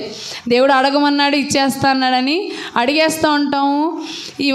ఇవ్వకపోతేనే ఇవ్వలేదని సొనుక్కుంటూ ఉంటాం. అలా కాదు, అడిగే దానిలో ఒక పద్ధతిని మనం నేర్చుకుందాం. మొట్టమొదటి ఆత్మీయంగా మనల్ని మనం దేవునికి అప్పగించుకున్నప్పుడు దేవునికి దగ్గరగా ఉంటే, ఇందాక చదువుకున్నాం కదా 1 యోహాను పత్రిక 5వ అధ్యాయం 14వ వచనంలో, ఆయన చిత్తానుసారంగా మనము ఏది అడుగుతామో అవన్నీ మనకు ఆయన ఇస్తాడు. ఆయనలో ఉన్న మన ధైర్యం అదే. కనుక మనం ఆయన చిత్తానుసారంగా బ్రతుకుతూ, మన కుటుంబం నిమిత్తమే కానివ్వండి, మన బిడ్డల నిమిత్తమే కానివ్వండి, మన ఆర్థిక సమస్యల నిమిత్తమే కానివ్వండి, అది ఏ స్థితి అయినా, ఎటువంటి పరిస్థితులైనా దేవుణ్ణి కనుక మనం అడగడం మొదలు పెడితే దేవుడు ఆయన మనకి అనుగ్రహించే దేవుడై ఉన్నాడు. దేవుని వెతికే వారంగా మనం ఉండాలి. వెతికినప్పుడు ఆయన మనకు సహాయం చేస్తాడు. ఇంకొక వాక్యం చూద్దాం చూడండి. 1 తిమోతి పత్రిక 4వ అధ్యాయము 8వ వచనం చదువుకుందాం.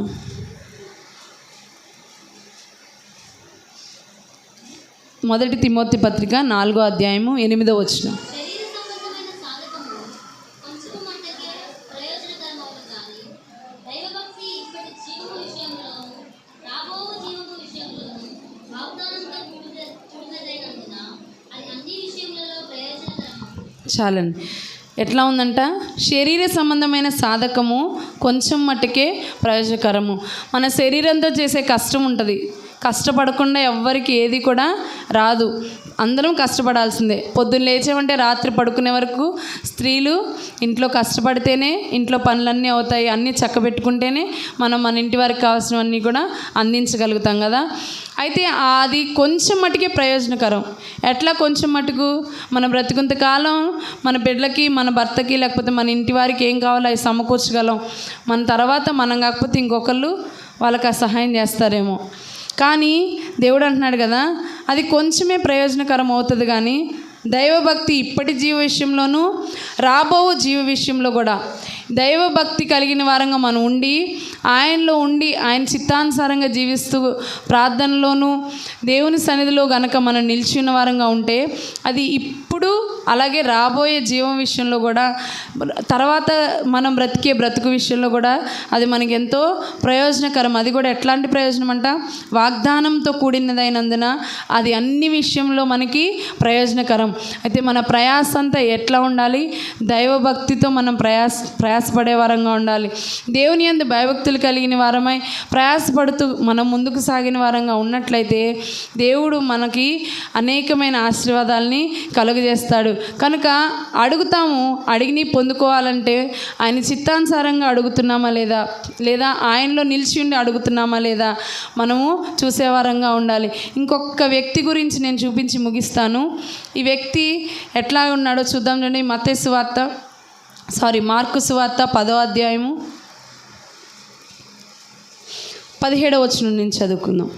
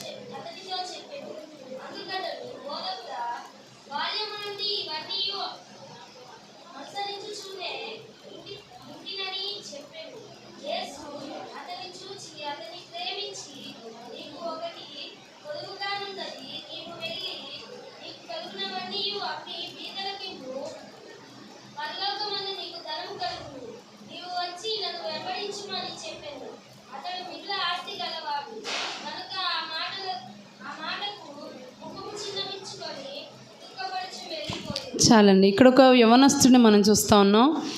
అతడు కూడా దేవుని దగ్గరికి వచ్చాడంట. వచ్చి ఇప్పుడు చదివిందంతా వినుంటారు కదా. వచ్చి ఆయన ఏం చేస్తున్నాడంట? ఒక ప్రార్థన మనవిని దేవుని దగ్గర అడుగుతున్నాడు. ఏమంటున్నాడు? సద్బోధకుడా, నిత్య జీవానికి వారసురాగాలంటే నేను ఏం చేయాలి? నేను పరలోకం వెళ్ళాలంటే ఏం చేయాలి నాయనా అని అడిగాడంట. Direct question. డైరెక్ట్గా ఏమని అడుగుతున్నాడు?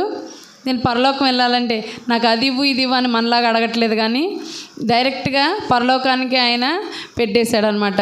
మంచి క్వశ్చన్. ఏమంటున్నాడు?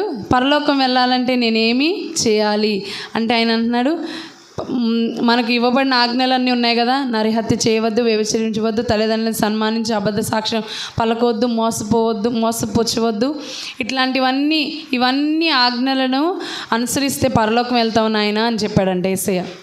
చెప్తే అతను అంటున్నాడు కదా, ఇవన్నీ నేను బాల్యం నుంచి చేస్తానే ఉన్నాను నాయన, ఇవన్నీ నేను పాటిస్తానే ఉన్నాను అని చెప్పి ఆ వ్యక్తి అంటే, అయితే నీకు ఒకటి కొదువుగా ఉంది అని అంటున్నాడు. అన్ని ఆజ్ఞలు పాటించాడుగా, ఇంకా కొదువే ఉంది. మనం కూడా అనుకుంటాం, నేను ప్రతి ఆదివారం గుడికి వస్తున్నాను కదా, నేను అడిగే ప్రార్థన దేవుడు ఎందుకు వినట్లేదు, నేను చేసే ప్రార్థన దేవుడు ఎందుకు వినట్లేదు, నా బిడ్డల పక్షంగా ఈ కార్యం ఎందుకు చేయట్లేదు, నా కుటుంబంలో ఈ సమస్యని దేవుడు ఎందుకు తీసివేయట్లేదు అని మనం కూడా ఎన్నో ఆలోచిస్తూ ఉంటాం. ప్రార్థన చేస్తాం కానీ ప్రార్థన వెనక చాలా క్వశ్చన్స్ ఉంటాయా ఉండవా? నేను ఒక్కదాన్నే చెప్తున్నానా, మీరు కూడా చెప్తారా ఆ మాట? ప్రార్థిస్తాం కదా ఏదైనా సమస్య కోసం, ఆ సమస్య పోలేదనుకో, ఇది ఎందుకు పోవట్లేదు ఈ సమస్య అని ఖచ్చితంగా దాని గురించి ప్రార్థన చేసిన దానికంటే ఆలోచనలు ఎక్కువ ఉంటాయి. ఉంటాయా ఉండవా? ఎక్కువ ఆలోచనలు ఉంటాయి. ఈ వ్యక్తి కూడా నేను ఇవన్నీ జరిగిస్తున్నాను, అయినా ఇంకా పరలోకం వెళ్ళనా అని డౌట్గా ఉంది నాయన అంటే, అయితే ఇంకా నీకు ఒకటి కొదువు ఉంది. ఈ మధ్యాహ్నం వేళ మనం కూడా జ్ఞాపకం ఉంచుకుందాం. మనకి ఇంకా ఏమైనా కొదువైనవి ఉన్నాయేమో, ఆత్మీయ స్థితిలో ఇంకా మనము ఎదగాల్సింది ఏమైనా ఉందేమో, ఏదైనా లోటు ఉందేమో. కనాను స్త్రీ కనుక ఇదిగో నువ్వు అన్యురాలివి, నేను నీకు సహాయం చేయలేను అన్నా కానీ ఆయన దగ్గరికి వచ్చి పట్టుకొని నాకు సహాయం చేయాల్సిందే నాయన, నేను కుక్కపిల్లను అనుకోనని చెప్పి ఆమె అంటుంది కదా. తగ్గించుకోవాల్సిన విషయంలో తగ్గించుకోవాలేమో, లేదా రక్షణ పొందవలసిన విషయంలో ఆయనకి ఇంకా సమీపంగా రావాలేమో. ఏది కొదువుగా ఉందో, ఏ విషయంలో మనం వెనకంజ వేస్తూ ఉన్నామో, ప్రార్థనా జీవితం మనకు కొదువుగా ఉందేమో, చేయవలసిన దానికంటే ఎక్కువ ప్రార్థన కాకుండా ఎక్కువగా చింతిస్తున్నామేమో. దేవునికి ఒక్కసారి మనం మరి పరీక్షించుకుందాం. ఇంకా మన జీవితాల్లో కార్యాలు జరగకుండా అడ్డుగా ఆటంకాలుగా ఉన్నవన్నీ కూడా ఈ మధ్యాహ్నం వేళ మనం తీసేసుకుంటే, ఏదన్నా మన నోటి ద్వారా పలికే మాటల్లో దోషం ఉంటుందేమో. ఒక్కొక్కసారి తెలిసి తెలియక ఇంకా నాకు దేవుడు ఏం చేయలే, నేను ప్రార్థన చేయలే అని అనేసుకుంటూ ఉంటాం. అట్లా కూడా అనుకోవడానికి దేవుడు ఇష్టపడట్లా. అంటున్నాడు కదా, నీకు ఒకటి అన్ని ఆజ్ఞలు పాటిస్తున్నావు కానీ నీకు ఒకటి కొదువుగా ఉంది. ఆ కొదువేంటో చెప్తే ఆ యవనస్తుడు ఏం చేశాడంట, 22వ వచనంలో అంటున్నాడు కదా, అతడు మిగిలిన ఆస్తి గలవాడు గనక ఆ మాటకు ముఖము చిన్నపుచ్చుకొని దుఃఖపడుచు వెళ్ళిపోయాడు. అడగడానికైతే మంచి క్వశ్చన్ అడిగాడు. వచ్చి ఏమన్నాడు, పరలోక రాజ్యం వెళ్ళాలంటే ఏం చేయాలి, వెళ్ళాలంటే ఏం చేయాలో మార్గం చెప్పగానే ఆయనకి ఏం కలిగిందంటే దుఃఖము, బాధ కలిగి వదిలేసి వెళ్ళిపోయాడు. మనం కూడా చాలా విషయాలు అడుగుతాం కానీ దేవుడు సరి చేసుకోమన్నప్పుడు, లేదా దేవుడు ఇలా కాదు అలా చేయమన్నప్పుడు అవి సరి చేసుకోకుండా, లేకపోతే వాటి విషయంలో మనం సరైన మార్గంలో ఉండకుండా దేవుడు నాకు చేయలే అని మనల్ని మనం దూషించుకుంటా, మన పరిస్థితులను దూషించుకుంటా, ఒక్కొక్కసారి అయితే దేవుణ్ణి కూడా దూషిస్తా, మనం అడగవలసిన విధంగా అడగకుండా, చేయవలసిన విధంగా చేయకుండా దేవుడు నాకు కార్యాలు జరిగించట్లేదే అని అనడానికి ఏమాత్రం కూడా వీలు లేదు. మనం ప్రార్థించినట్లయితే దేవునికి అసాధ్యమైనది ఏది కూడా లేదు. జబదేయి కుమారుల తల్లి ఎలాగైతే తన కుమారుల నిమిత్తం దేవుణ్ణి వేడుకుందో, కనాను స్త్రీ ఎలాగైతే తన కుమార్తె కోసం వేడుకుందో, అక్సా ఎలాగైతే తనకు ఉన్నవి చాలదు, ఇంకా నేను అభివృద్ధి కావాలి, ఇంకా నాకు ఆశీర్వాదం కావాలి, మనకు కూడా ఇప్పుడున్న పరిస్థితితో సంతృప్తి పడకుండా దేవుని సన్నిధిలో ఇంకా నేను అభివృద్ధి పొందాలి, ఆశీర్వాదం పొందుకోవాలి, దేవుడు నాకు సహాయం చేయాలని ఎంతమంది అయితే ఆయన చిత్తానుసారంగా వేడుకుంటామో అప్పుడు దేవుడు ఆ వాగ్దానాన్ని నెరవేరుస్తాడు. అడుగుడి మీకు ఇవ్వబడును అని అంటున్నాడు. మనమే ఈ లోకంలో ఉన్న తల్లిదండ్రులమే చిన్న చిన్నవి మన పిల్లలు అడుగుతుంటే కొంచెం అడిగితే ఇంకా శ్రేష్టమైనదే ఇస్తాం కదా. మరి మన పరలోకంలో ఉన్న తండ్రి మనం అడుగు వాటికంటే, ఊహించు వాటన్నిటికంటే అత్యధికమైన మేలు చేయడానికి ఆయన సమర్థుడు కనుక ఈ మధ్యాహ్న వేళ మనం ఆయన అడుగుదాము. ఆయన అడిగే ముందు మనల్ని మనం ఆయనకు అప్పగించుకొని దేవుని సన్నిధిలో మనకి దేవుడు సిద్ధపరిచిన మేలుని పొందుకునే వారంగా ఉందాము. ఒకసారి మోకరిద్దాము దేవుని సన్నిధిలో, మనల్ని మనం ఒక్కసారి సరిచూసుకుందాం.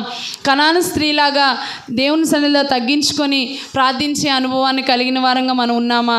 జబదేయి కుమారుల తల్లిలాగా నా పిల్లలిద్దరూ కూడా దేవుని సన్నిధిలో ఉండాలి, నా కుటుంబం అంతా దేవుని సన్నిధిలో ఉండాలి, నేను దేవుణ్ణి అంటుకట్టబడిన దానిగా ఉండాలి, నాకు అభివృద్ధి కావాలి, ఆశీర్వాదం కావాలి, నేను దేవుణ్ణి వెతికేదానిగా ఉండాలి, దేవుడు నాకు సహాయం చేయాలని ఒక్కసారి మనల్ని మనం వేడుకుందాం. మోకరించగలిగిన వాళ్ళం అయితే మోకరిద్దాము. లేదంటే ఉన్న స్థలంలోనే దేవా, నేను ఆ వ్యక్తి ఎలాగైతే వ్యసనపడి వెళ్ళిపోయాడో అలాగ జరగని కార్యాల కోసం వ్యసనపడి భయపడి బాధపడకుండా నీ సన్నిధిలో కనాను స్త్రీలాగా, అక్సాలాగా, లేదంటే జబదేయి కుమారుల తల్లిలాగా నువ్వు నాకు కార్యం చేసే వరకు విడవకుండా నిన్ను వెంబడించాలి, నిన్ను హత్తుకొని ఉండాలి దేవా అని మనం ప్రార్థన చేసుకుందాం. ప్రార్థన ద్వారా దేవుడు జరగనించని కార్యాలంటూ కూడా ఏమీ కూడా ఉండవు. ఆయన సన్నిధిలో మనల్ని మనం వేడుకుందాము, మనల్ని మనం ఆయనకు అప్పగించుకుందాం. నీకు ఒకటి కొదువుగా ఉంది అని దేవుడు ఆ యవనస్తుడితో మాట్లాడుతూ ఉన్నాడు. ఈ మధ్యాహ్న వేళ మనకి ఏం కొదువు ఉందో, ఆత్మీయంగా మనం ఇంకా ఏమన్నా అభివృద్ధి పొందాలేమో. అక్సావలే తండ్రి నాకు దీవెన దయచేయి, నీటి మడుగులను ఇవ్వని అక్సా అడిగినట్లుగా నీ పరిశుద్ధాత్మను నడిపింపు దయచేదేవా. నా కుటుంబంలో కొదువుగా ఉన్న వాటిని ఏమున్నాయో, నా ఆత్మీయ స్థితిలో కొదువుగా ఏమున్నాయో వాటిని తీర్చిదేవా అని మనం ప్రార్థన చేద్దాము. ఎవరు కూడా మౌనంగా ఉండవద్దు. నాతో మాట్లాడేదేవా అని చెప్పి మనం ఆయన సన్నిధిలో వేడుకుందాం. దేవుడు మనతో మాట్లాడినట్లుగా ఈ మధ్యాహ్న వేళ నాతో దేవుడు వాక్యం ద్వారా మాట్లాడి ఉన్నాడు. నేను ఇంకా చేయదగిన విధంగా ప్రార్థన చేయాలి, ఇంకా ప్రార్థనలో నేను ఎదగాలి. అడుగుతున్నాను కానీ అది ఆయనకి ఇష్టమైన ప్రార్థన, ఆయన మెప్పించే ప్రార్థన కనాను స్త్రీలాగా చేస్తున్నానా లేదా, ఆయనకి ఇష్టమైన విధంగా నేను జీవిస్తున్నానా లేదా అనేది మనం చూద్దాం. అలాగే ఎక్కడో దూరాన్ని ఉండి ఆయన నాకు కార్యం చేయట్లేదు అనుకోవద్దు. ఆయన సన్నిధికి రావాలి, ఆయన్ని హత్తుకొని ఉండాలి. రక్షణ లేని వాళ్ళమైతే రక్షణ పొందుకోవాలి.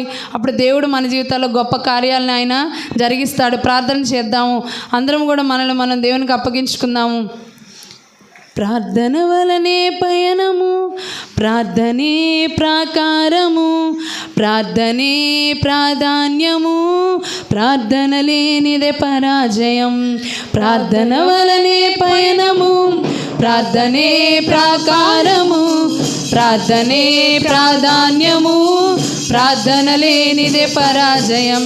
ప్రభువా ప్రార్థన నేర్పయ్యా, ప్రార్థించకుండా నేనుండలేనయ్యా. ప్రభువా నిజమే దేవా, నాకు ప్రార్థన నేర్పయ్యా అని అడుగుదాము ఈ మధ్యాహ్న వేళ. ప్రార్థించకుండా నేను ఉండను నాయన. దేవా నీ పాదాల దగ్గరికి నేను వస్తున్నాను దేవా. తడపకుండా నా పయనం సాగదయా, నీ పాదాలు తడపకుండా నా పయనం సాగదయా, నీ పాదాలు తడపకుండా నా పయనం సాగదయా, నీ పాదాలు తడపకుండా నా పయనం సాగదయా. ప్రార్థన వలనే పయనము, ప్రార్థనే ప్రాకారము, ప్రార్థనే ప్రాధాన్యము, ప్రార్థన లేనిదే పరాజయము. ప్రార్థన వలనే పయనము, ప్రార్థనే ప్రాకారము, ప్రార్థనే ప్రాధాన్యము, ప్రార్థన లేనిదే పరాజయము. ప్రార్థనలో నాటునది పెళ్ళగించుట సాధ్యము, ప్రార్థనలో పోరాడునది పొందకపోవుట సాధ్యము. ప్రార్థనలో నిజమే, మనం ప్రార్థనలు ఏదైతే నాటుతామో అది దుష్టుడు ఏమాత్రం కూడా పెళ్ళగించలేడమ్మా. ఈ మధ్యాహ్న వేళ దేనికోసమైతే పోరాడుతున్నావు అది పొందుకుంటావు. ప్రాకులాడినది పతనమౌట సాధ్యము, ప్రార్థనలో ప్రాకులాడినది పతనమౌట సాధ్యము, ప్రార్థనలో పదునైనది పని చేయకపోవుట సాధ్యము, ప్రార్థనలో పదునైనది పని చేయకపోవుట సాధ్యము. ప్రభువా ప్రార్థన నేర్పయ్యా, ప్రార్థించకుండా నేనుండలేనయా.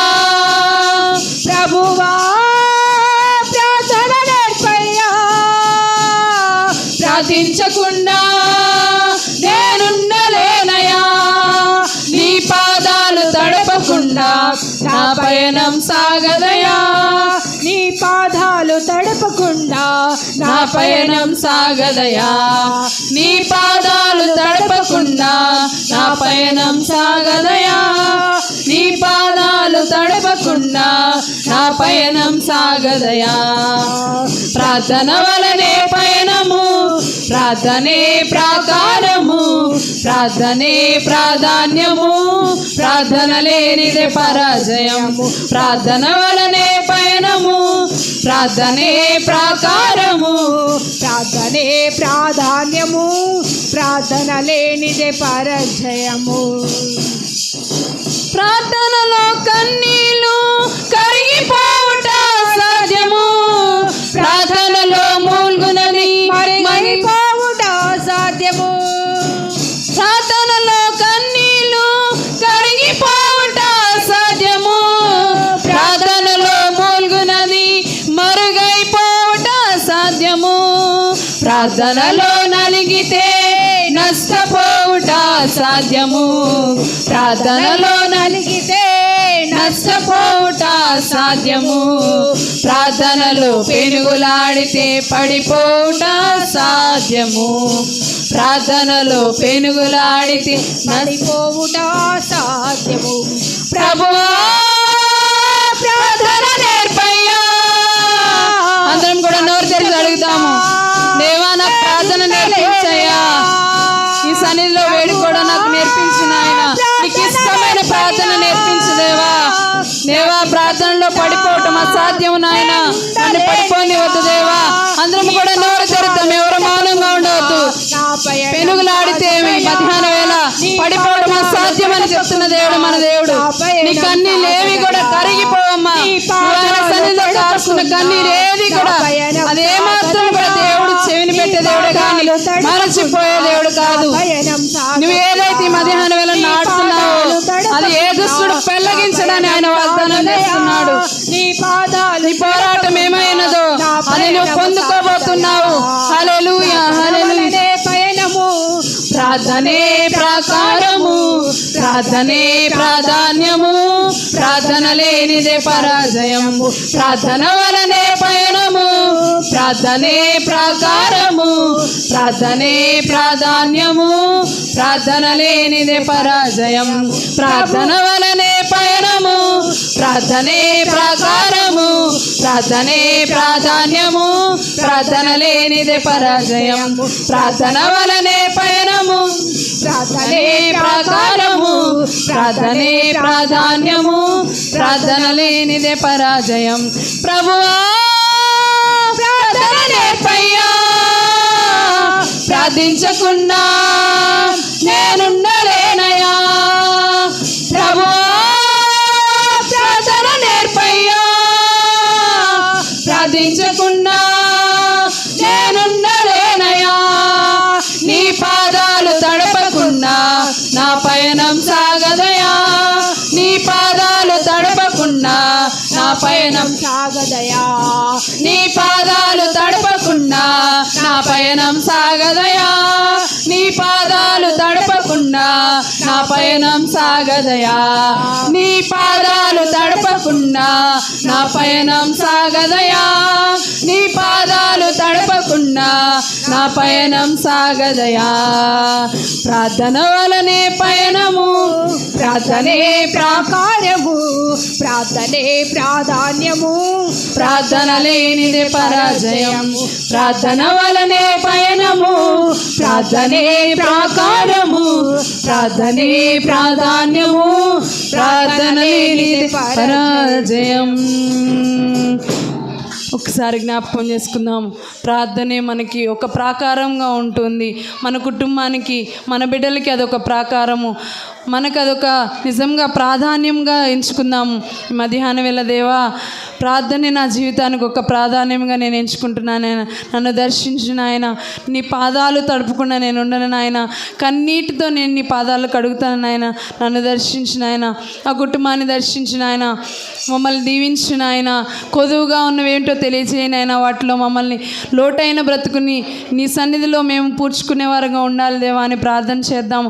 కన్నీరు విడిచి ఆయన సన్నిధిలో ఎవరైతే విత్తుతున్నారో సంతోష గానంతో పంటకొస్తారని మధ్యాహ్నం వేళ తెలియజేస్తూ ఉన్నాడు. మనమందరము కూడా సంతోష గానంతో ఆయన సన్నిధిలో నిత్యము ఆయన వెంబడించే వారంగా ఉండినట్లుగా దేవుడు మనల్ని, మన కుటుంబాన్ని వర్ధిల్ల చేయనుగాక. ఆమేన్.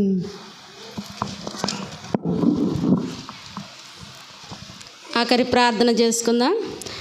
అగ్రహారంలో దేవుని పరిచర్య చేస్తున్నటువంటి విక్టోరియా అనే అమ్మగారిని వచ్చి ప్రార్థన చేయవలసిందిగా ప్రభు పేరిట ఆహ్వానిస్తుంది.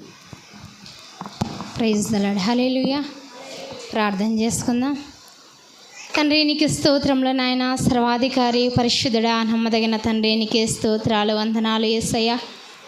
ఇంతవరకు ఎంతో అద్భుతంగా, ఆత్మీయంగా, చక్కగా నీ నామ ఘనత నిమిత్తమై ఈ కార్యమును జరిగించినందుకే నీకు స్తోత్రాలు. ఈ కూడికలో పాలు పంపు పొందిన ప్రతి బిడ్డను బట్టి నీకు స్తోత్రాలు తండ్రి. అయా స్థానిక సంఘాన్ని, సేవకుని కుటుంబాన్ని బట్టి నీకు వందనాలు. ఇప్పుడు వచ్చిన సేవకురాలను, వారి కుటుంబాలను బట్టి, పరిచర్యను బట్టి నీకు స్తోత్రములు తండ్రి. దేవానికి వందనాలు, కృతజ్ఞతా స్తోత్రములు చెల్లిస్తున్నాము తండ్రి.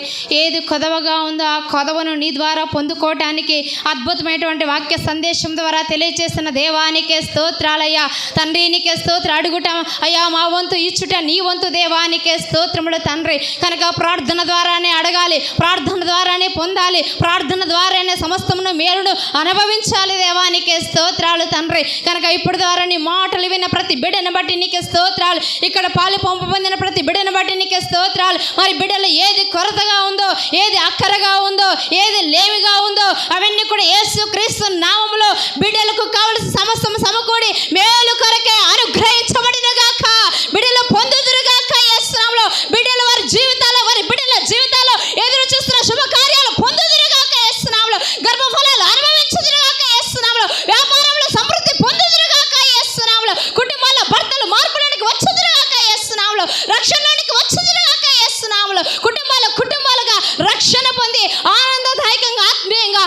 మేలును అనుభవించుదురుగా కానీ ప్రార్థన చేస్తున్న పరిశుద్ధాత్మదేవ, ఇక్కడ ఏ బిడ్డ ఏ అవస్థలతో ఉన్నారో, అది శరీర బలహీనత కానీ మానసిక రుగ్మత అయినా కానీ, అది యేసు క్రీస్తు నామంలో ఈ ప్రార్థనలో పాలు పొందిన ప్రతి బిడ్డల్లోంటి యేసు నామములో తొలగిపోవును గాక జ్ఞాపిస్తున్నా. ప్రతి బలహీనత తొలగిపోవును గాక, ప్రతి మానసిక చింత తొలగిపోవును గాక, అపవాది కుతంత్రాన్ని కూడా యేసు నామములో కొట్టివేయబడును గాక.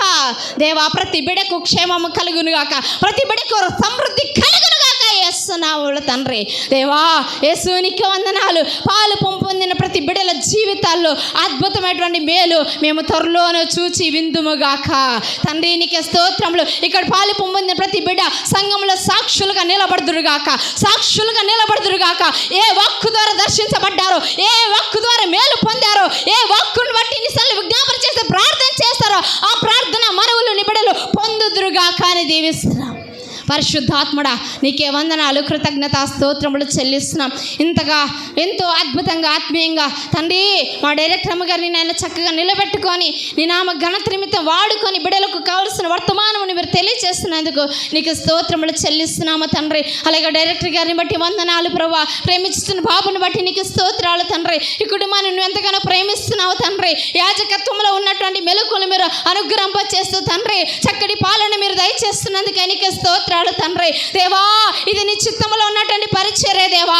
ఈ మిషన్ నీ చిత్తంలో ఉన్నది దేవానికే స్తోత్రాలు. అందుకే ఎన్ని ఆటుపోట్లు వచ్చినా కూడా నీ నామ ఘనత నిమిత్తం పరిచర్యలో ఆగకుండా కొనసాగిస్తున్నందుకే నీకే స్తోత్రాలయ్యా. పరిశుద్ధాత్మడా, నీకు వందనాలు. ఈ మినిస్ట్రీలో ఉన్నటువంటి ప్రతి సేవకుని బట్టి, సేవకురాలను బట్టి, వారి బిడ్డలను బట్టి, పరిచయను బట్టి నీకు స్తోత్రములు చెల్లిస్తున్నా. అలాగే ప్రెసిడెంట్ అయ్యగారిని బట్టి వందనాలు యేసయ్యా. అయ్యగారిని మీరు దీవించండి అయ్యా.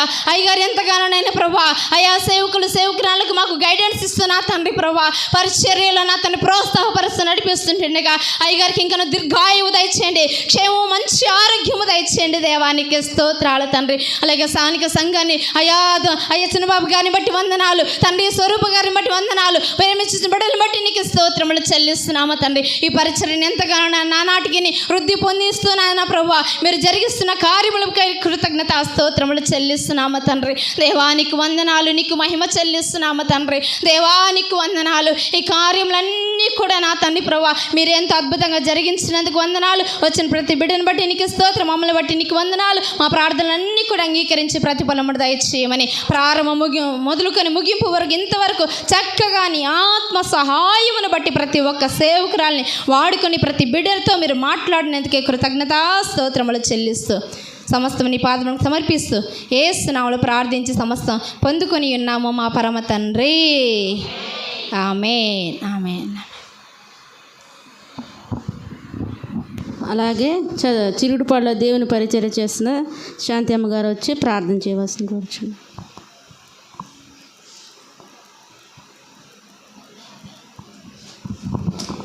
స్తోత్రం నాయన. మహాపరిశుద్ధుడా, మహాగణుడా, సర్వోన్నతుడమైన తండ్రి నీకే వందనాలు ప్రవ్వా. నీ పరిశుద్ధ లేఖనము నుండి అయా నీ దాసురాలు నిలబెట్టుకుని సంఘముతో మాతో మీరు మాట్లాడినందుకే స్తోత్రాలు. అడుగుడి మీకు ఇవ్వబడును అంటున్నావు ప్రవ్వా. ఇప్పటి వరకు ఏవేవో మేము అడిగాం, అవి పొందుకోవాలి ఇవి పొందుకోవాలని ప్రవ్వా. కానీ ఆత్మీయంగా మేము బలంగా ఉండాలని ఇప్పటి వరకు అడగలేకపోయామయ్యా. మేము బలంగా ఉండాలి ప్రవ్వా. విశ్వాసంలో, ప్రార్థనలో, భక్తిలో అయ్యా అన్ని విషయాల్లో మేము బలంగా మేము ఎంత దినాల్లో నిలబడాలి.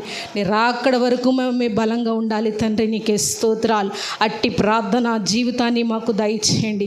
బలమైన ఆత్మతో నింపండి, అన్య భాషలతో నింపండి, పరిశుద్ధాత్మ శక్తితో ఈ సంఘాన్ని ఆవరించమని వేడుకుంటున్నానయ్యా. అయ్యా నీకే వందనాలు. ఈ స్థలము ఈ యొక్క గ్రామంలో పరిచర్య చేస్తున్న చిన్నబాబు గారిని వారి కుటుంబాన్ని బట్టి ప్రార్థిస్తున్నాను ప్రవ్వా. ఇంకా నువ్వు నాయన గొప్ప కార్యాలు మేలులు అయా సంఘములో అయా నీ దాసుని ద్వారా జరిగించమని వేడుకుంటున్నాను ప్రవ్వా. ఆదిమ సంఘం వల్లే నాయన అయా నాడు అయా సార్వత్రిక సంఘముగా నాయన నీలో నిలబెట్టగలిగిన కృపను దయచేయండి. నీ పరిశుద్ధాత్మ శక్తితో అయా నాయన నీ దాసుని నింపి నాయన ఇంకా నువ్వు బలంగా వాడుకొనమని వేడుకుంటున్నాను ప్రభా. అయా సేవకులు పడుతున్న ప్రయాస వ్యర్థము కాకుండా సంఘము ఒక దినాన్ని ఎదుట నిలబెట్టగలిగిన కృపను అయా దయచేయమని వేడుకుంటున్నాను. అయా చిన్న బాబాయ్ గారిని అయా భార్యను బిడలను దీవించండి, నీ క్షేమాన్ని కలగచేయండి. సంఘాన్ని ఇంకను నాయనాన్ని బలపరచమని వేడుకుంటున్నాను. ఆధ్యాత్మికంగాను అయా ఆర్థిక పరంగా అన్ని విషయాల్లో బిడ్డలందరినీ ఆశీర్వదించి వర్ధిల్ల చేయమని వేడుకుంటూ, మరి ముఖ్యంగా డేవిడ్ పాల్ గారిని అయా, మరి నాయన అమ్మగారిని వారి బిడ్డలను జ్ఞాపకం చేసుకోనండి ప్రభువా. అయా నాయన, ఇంకను నీ యొక్క నాయకత్వములో నాయన ఇంకను ముందుకు బలంగా వెలుటకు సహాయం చేయండి, జ్ఞానంతో నడిపించమని. అయా, ఘనమైన కార్యాలు, ఆశ్చర్యమైన కార్యాలు రూబేని మినిస్ట్రీలో జరిగించి నామానికి మహిమ తెచ్చుకుంటారని సేవకులు అందరూ కూడా అయా, సేవకులను వారి బిడ్డలను ఆశీర్వదించి దీవించండి, ఆరోగ్యమును క్షేమమును దయచేయండి, సంఘాల్లో ఇంకను బలంగా వాడుకొని నీ కార్యాలు జరిగించి నామానికి మహిమ తెచ్చుకుంటారని, సమస్త ఘనత మహిమ ప్రభావాలు మీరే పొందుకోమని రక్షకుడు నాథుడు యేసుక్రీస్తు నామములో అడిగి వేడుకుంటున్నాను తండ్రి, ఆమేన్. ఆశీర్వాదం తీసుకుందాం. సునీతమ్మ గారు వచ్చి ఆశీర్వాదం ప్రార్థించండి. పరిశుద్ధుడా, ప్రేమ కలిగిన మా తండ్రి, మీకు వందనాలు, స్తోత్రం ప్రభా. బిడ్డలు చేసిన ప్రార్థన మీరు విన్నారు మా తండ్రి. చివరిగా మా ప్రభా, మా తండ్రి నాయన దేవా, ఈ కుటుంబాన్ని మీరు దీవించండి, మీరు ఆశీర్వదించండి దేవా. చిన్నబాబు గారు బట్టి వందనాలు, అలాగనే ప్రభా స్వరూపాన్ని బట్టి మీ స్తోత్రాలు. సేవకురాలు మీరు దీవించి వారికి ఇచ్చిన బిడ్డలు కూడా మీరు ఆశీర్వదించండి తండ్రి, మీ స్తోత్రాలు. యేసరత్నమయ్య గారు బట్టి వందనాలు, మంచి ఆరోగ్యమును దయచేయమని దేవా. మా డైరెక్టర్ గారైన డేవిడ్ పాల్ గారు బట్టి వందనాలు, అమ్మగారిని బట్టి కూడా మీ స్తోత్రాలు, ఇచ్చిన వర్తమానాన్ని బట్టి కూడా మీకు వందనాలు ప్రభా. సంఘాన్ని ప్రభా చేరిన బిడ్డలందరూ కూడా దీవించమని, నాతోటి దైవ సేవకులందరూ కూడా మీరు ఆశీర్వదించమని యేసుక్రీస్తు నామమున అడిగి వేడుకుని ప్రార్థన చేస్తున్నాను పరమ తండ్రి, ఆమేన్. తండ్రి అయిన దేవుని ప్రేమ, కుమారుడైనటువంటి యేసుక్రీస్తు వారి యొక్క కృప, పరిశుద్ధాత్మిక నిన్నే సహాసం సమాధానం ఇప్పుడు ఎల్లప్పుడు సదాకాలం మన అందరికీ తోడయ్యుండి నడిపించునుగాక. ఆమేన్, ఆమేన్. అందరికీ వందనాలు. ప్రార్థన అయిపోయింది. అందరికీ ఇక్కడే భోజనాలు ఏర్పాటు చేసే కనుక అందరూ భోజనం చేసి తృప్తిగా వెళ్ళవలసిందిగా ప్రార్థిస్తున్నాము. వచ్చిన దైవ సేవకురాలందరికీ పేరు పేరున హృదయపూర్వక వందనాలు చెల్లిస్తున్నాను. అలాగే డైరెక్టర్ అయినటువంటి అమ్మగారికి కూడా హృదయపూర్వక వందనాలు, వచ్చిన విశ్వాసులకు కూడా హృదయపూర్వక వందనాలు చెల్లిస్తున్నాం. సాయంత్రం 7 గంటలకు మరలా ప్రార్థన ప్రారంభించబడుతుంది కనుక అందరూ త్వరపడి రావాల్సిందిగా ప్రభు పేరిట తెలియపరుస్తూ ఉన్నాను.